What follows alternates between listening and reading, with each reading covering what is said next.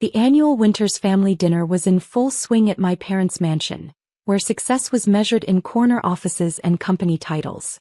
I sat quietly at the far end of the table, listening to my family brag about their roles in Winters Industries, the company my grandfather had built.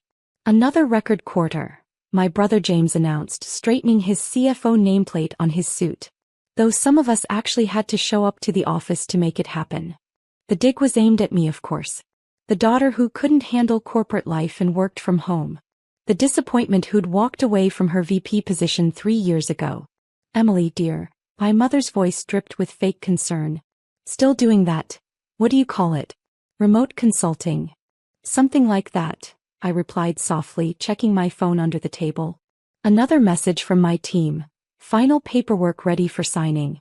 Operation Winter Storm is go." "You know," my father added, swirling his expensive scotch, "there's still a position waiting for you at Winters if you ever decide to rejoin the real business world. Even in HR or marketing." My sister-in-law Charlotte snickered. "Though you'd have to actually come to the office. And dress properly." She gestured at my simple black sweater and slacks, so different from her designer outfit. If they only knew I was wearing the same outfit I'd worn while negotiating the secret purchase of their company's controlling shares. "I'm comfortable working from home," I said mildly. "It suits my style." "Style?" James laughed. "Running some little online business is hardly style, sis. While you're playing entrepreneur, we're running a billion-dollar company." I bit back a smile, thinking of the documents waiting for my signature. Documents that would make me the owner of that billion-dollar company. "How much do remote consultants make these days?" Charlotte asked with exaggerated curiosity. "Enough to afford a real office?" "I manage," I replied, thinking of my penthouse office overlooking the city, the one they'd never seen because they'd never bothered to ask what I actually did. My phone buzzed again. "Stock purchase complete. Ready for final phase." "Well," my father raised his glass, "here's to Winters Industries, a real company run by real executives who understand the value of tradition and proper business practices. The same traditions that had made the company vulnerable to a silent takeover. The same practices that had left gaps in their security wide enough for a patient investor to slip through." "Speaking of the company," James started, "we should discuss the upcoming board meeting. The one Emily never attends.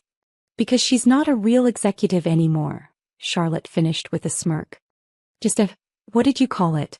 Remote worker." My phone lit up with an urgent message. "Ms. Winters, the transfer is complete. You now own 51% of Winters Industries. Congratulations." I took a sip of water, hiding my smile.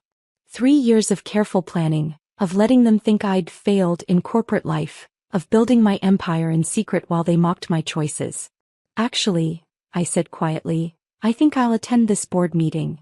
The table went silent. My father's Scotch glass froze halfway to his lips. "You?" James sputtered. "But you're not even in the company anymore." "About that." I pulled out my tablet, pulling up the documents that had just been finalized. "I think you'll find things have changed." "What do you mean?" my father demanded. "Maybe we should discuss the fact that Shadow Peak Ventures just acquired a controlling interest in Winters Industries," I said calmly. "Or should I say my company just acquired a controlling interest?" The silence that followed was absolutely perfect. Sometimes the best revenge isn't just proving them wrong, it's buying the empire they thought you couldn't handle. And I was just getting started. The chaos that erupted at the dinner table was spectacular. James knocked over his wine glass, Charlotte's perfectly maintained facade cracked, and my father's face turned an interesting shade of purple. "What do you mean your company?" he demanded, his voice shaking. "Shadow Peak Ventures is a multi-billion-dollar investment firm." "Yes," I agreed calmly. "The one I built while you all thought I was playing entrepreneur from home." My mother grabbed her pearls, a nervous habit from her socialite days. But that's impossible. You've been doing nothing for 3 years." "Actually," I pulled up more documents on my tablet. "I've been quite busy. Building an investment empire, acquiring undervalued companies, and watching Winters Industries make exactly the mistakes I knew you'd make." James stood up so quickly his chair toppled backward. "This is a joke. Has to be. Shadow Peak is run by E.W. Stone. By professional name, I smiled. Did none of you ever wonder what these stood for? Emily Winters Stone. I took Mom's maiden name for business. Didn't want any family connections clouding my success. My phone buzzed again. Legal team ready to proceed with management changes. Charlotte's designer heel tapped nervously against the marble floor. But you work from home. In sweatpants. You missed the last 3 charity galas. Because I was in Tokyo closing a $1 billion deal, I replied. Amazing how much work you can get done when you're not worried about being seen at the right social events. Daddy, James turned to our father desperately, do something. She can't just take over.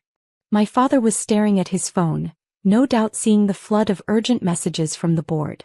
It's legal, he whispered. She really did it. She bought us out right under our noses. While you were all laughing about my little online business, I added, I was building something bigger than Winters Industries could ever be. Shadow Peak Ventures owns companies across 3 continents. Winters is just the latest acquisition. But why? My mother asked, her voice small. Why didn't you tell us? I leaned back, remembering all the family dinners where they'd belittled my choices, all the snide remarks about working from home, all the times they'd dismissed my success because it didn't fit their corporate mold. Because, Mom, you never asked. You were all too busy assuming I'd failed to notice I was succeeding. Too focused on corner offices and designer suits to see that real power doesn't need to show off. My phone lit up with another message. Board members requesting emergency meeting. Rumors of management changes causing panic. Now, I stood up, smoothing my simple black sweater. I have a company to run. Several, actually. The board meeting tomorrow should be interesting. You can't just walk in and take over. James protested. I'm the CFO. For now, I replied softly. Though you might want to review your performance records. Shadow Peak has a strict policy about merit-based positions. No more promotions just because of your last name. Charlotte's face crumpled. But the company parties, the social events, our positions, will all be evaluated based on actual business value, I finished. Amazing how much money you save when you cut out unnecessary executive perks. My father finally found his voice again. Emily, please. We can discuss this as family. Family. I raised an eyebrow. Like how you discuss my career choices. Or how about when you told the board I couldn't handle corporate life? We were trying to help, my mother protested. No, I corrected her gently. You were trying to control. To force success to look the way you wanted it to look. Well, guess what? Success doesn't need designer labels or corner offices. Sometimes it works from home in sweatpants, building an empire while you're not watching. I gathered my things, preparing to leave the dinner party I'd just demolished. Oh, and James? About those record quarters you were bragging about. Wait until you see what happens when someone who actually understands modern business takes over. The silence that followed me out was sweeter than any dessert they could have served. Sometimes the best revenge isn't just proving them wrong. It's buying the company they thought you couldn't handle and running it better than they ever could. And I was going to enjoy every minute of it, working from home in my sweatpants, of course. The next morning, I walked into Winters Industries headquarters for the first time in 3 years. The security guard did a double take. They were used to the failed daughter skulking past in shame during mandatory family events. Not striding in with purpose. Ms. Winters, he stammered. You're not on the approved list. Check again, I smiled, handing him my new ID. Under CO. The elevator ride to the executive floor was filled with whispers. Word had spread fast about Shadow Peak's takeover, but few had connected it to the daughter who couldn't handle corporate life. I stepped into the boardroom exactly 3 minutes before the emergency meeting. James was already there, furiously whispering with his allies. Charlotte was stressed, scrolling through her phone, probably checking her stock options. My father sat at the head of the table, his chair for the past 30 years. Good morning, I said quietly. The room fell silent. Board members who'd dismissed me for years suddenly couldn't look away. You can't sit there, James blurted as I approached our father's chair. That's the CEO's seat. Exactly. I placed my laptop on the table. Dad, I believe that's my chair now. The look on his face as he stood up, as if his whole world was shifting, almost made the past 3 years of underestimation worth it. Now, I opened my laptop, Let's discuss the changes Shadow Peak will be implementing. Changes. Charlotte's voice cracked. What changes? I pulled up the first slide of my presentation, Winters Industries Restructuring Plan. First, I began, we'll be conducting a complete audit of all executive positions. Performance reviews, contribution assessments, merit evaluations. No exceptions. James's face paled. But we're family. Funny how that word only matters when you're afraid of losing something, I noted. Was I family when you told the board I was emotionally unsuited for executive work? My phone buzzed, another message from Shadow Peak. Additional acquisitions ready for review soon. Second, I continued, all executive perks will be immediately suspended pending review. That includes the private jets, the business development, spa retreats, and yes, Charlotte, the monthly shopping allowance. She actually gasped. Third, we'll be implementing a modern work structure, including, I paused for effect, remote work options for all qualified employees. But that's not how business is done, my father protested.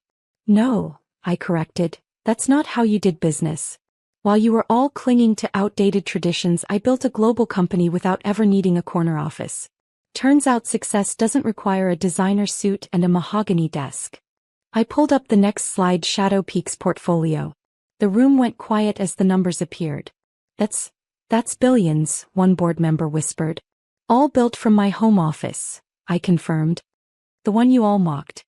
Amazing what you can accomplish when you're focused on results instead of appearances. My father slumped in his new non-CEO chair. Why didn't you tell us? All this time. Would you have listened? I asked quietly. Or would you have tried to force me to do it your way? Sometimes the best path to success is letting people underestimate you until it's too late. My phone lit up again. Global partners notified of management change. Stock up 30%. Now, I stood up, smoothing my simple black sweater. I have an empire to run. Those who want to be part of Winters Industries' future can adapt to our new merit-based culture. Those who don't. I glanced at James and Charlotte. Will find their severance packages generous. As I walked out of the boardroom, my boardroom now, I couldn't help but add one final touch. Oh, and James, the coffee machine in the break room needs refilling. Since you might need to learn some new skills. The look on his face was priceless. Sometimes the best revenge isn't just taking over the family empire. It's showing them that success doesn't need their approval to change the world. And I did it all from my home office in comfortable clothes, building something bigger than their traditions could ever imagine. Because sometimes, the biggest power move is letting them think you've failed until you own their definition of success.